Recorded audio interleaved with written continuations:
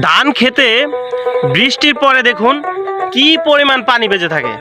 আসলে যারা গ্রামে থাকে একমাত্র তারাই এই বিষয়টা বুঝতে পারবে। দেখুন কি পরিমাণ পানি একটা ধান ক্ষেতের মধ্যে, আর ধান কি পরিমাণ ধান হচ্ছে দেখুন, ফুল বেরিয়েছে, ফুল থেকে মাত্র ধানের মুকুলগুলো চলে আসছে।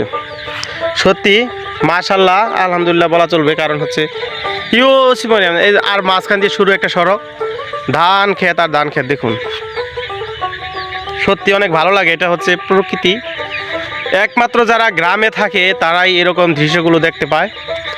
আমার কাছে সবথেকে ভালো লাগছে আজকে দেখুন পানি এইভাবে কি পরিমাণ পানি বেজে আছে, জমে আছে। দেখুন পানির জমার অবস্থা প্রত্যেকটা ধান গাছের গোড়ায়, প্রত্যেকটা ধান গাছের গোড়ায় দেখুন। এটা আসলে আনকমন আমার কাছে মনে হয়েছে, এই জন্য ভিডিওটা করলাম। প্রত্যেকটা ধান গাছের গোড়ায় এরকম, গোড়ায় বলতে সরি পাতায়। তো আজকে বৃষ্টি হয়েছিল, বৃষ্টির পরের অবস্থা আসলে। আর একটা ধান গাছে কি পরিমাণ, আসলে ভেরি নাইস ভিউ, সত্যি অসাধারণ। আপনাদেরকে দেখাচ্ছি,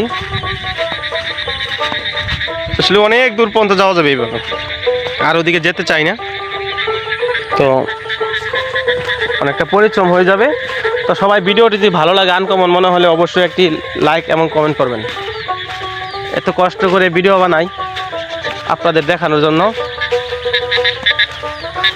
ওই যে ব্যাঙ ডাকতেছে ধান ক্ষেতের ভিতর থেকে, এখন চলে যাবো ওই যে কাউসার